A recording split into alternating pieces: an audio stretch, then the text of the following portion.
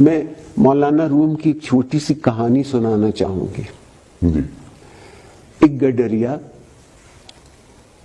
مسجد میں نماز پڑھتا تھا تو گاؤں کے امام مسجد سے اس نے پوچھا کہ سرکار جو یہ میرے مویشی ہیں بھیڑ اور بکریاں ان کی چراگاہ دریا کے پار ہے, ہمارے گاؤں میں کوئی ان کے خوراک کا سامان نہیں, تو میں روزانہ جاتا ہوں تو مجھے کشتی کے 2 آنے دینے پڑتے جانے کے اور 2 آنے دینے پڑتے, تو میرے تو بہت پیسے خرچ ہو جاتے ہیں.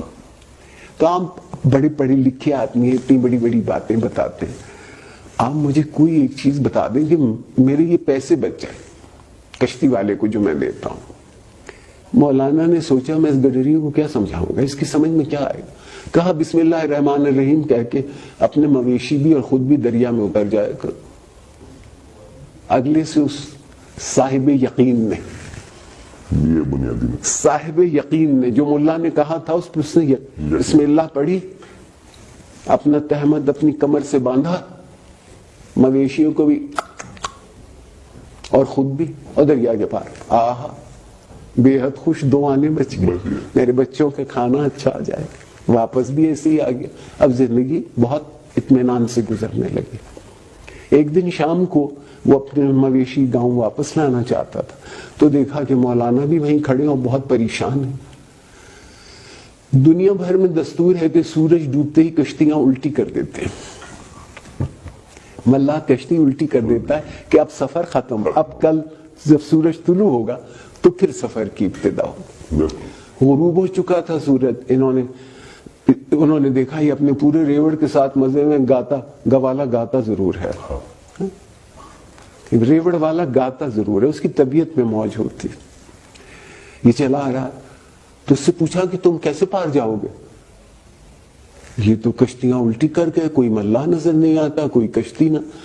اس نے کہا واہ مولوی صاحب واہ, مجھے تو آپ نے ہی بتایا تھا کہ بسم اللہ پڑھ کے دریا میں خود بھی اتر جانا, مویشی بھی ہو تم پار ہو جاؤ.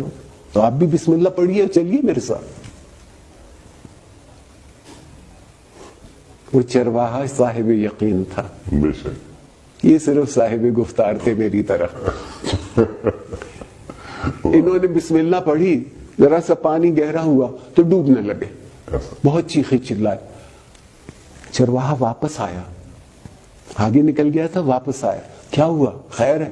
کہنے لگا میں کیسے, میں تو ڈوب رہا ہوں, میں تو مر رہا ہوں, میں تو یہ کر. اس نے کہا خیر. اس نے انہیں اٹھایا, اپنے کندھے پر رکھا اور جب ساحل پہ لا کے کنارے پہ اتارا کہا مولوی صاحب یہ بسم اللہ تو آپ نے مجھے بتائی تھی, تو آپ سے کیوں نہ دریا پار ہوا. انہوں نے کہا کہ جس یقین سے تم پڑھتے ہو وہ میرے پاس نہیں. زندگی کی مشکل حل کرنے کے لیے پہلی چیز یقین ہے, اور یقین تک پہنچنے کے لیے دوسری چیز ایک متحد ہو جانا. ریوڑ کچھ کہتا ہے نا, ایک علامت. بالکل یہ نہیں ہے کہ 4 بکریاں اتر گئیں تو باقی چھٹکی ہوئی پیچھے کھڑی ہے. اور اگر آپ یہاں تک پہنچے ہیں تو پھر زندگی میں تنظیم ہو سکتی ہے. اگر آپ کبھی اکٹھے نہ ہوں, کبھی یقین پورا نہ ہو, تو آپ منظم بھی کبھی نہیں ہوں گے. جو اچھی زندگی ہے وہ منظم زندگی ہے. علم کا درجہ کوئی ہو یا نہ ہو, احساس تو جاگتا رہے. تعلیم یا ایجوکیشن کہہ لوں, نالج اس وقت بنتی ہے جب آپ کے احساس میں شامل ہو جاتی ہے.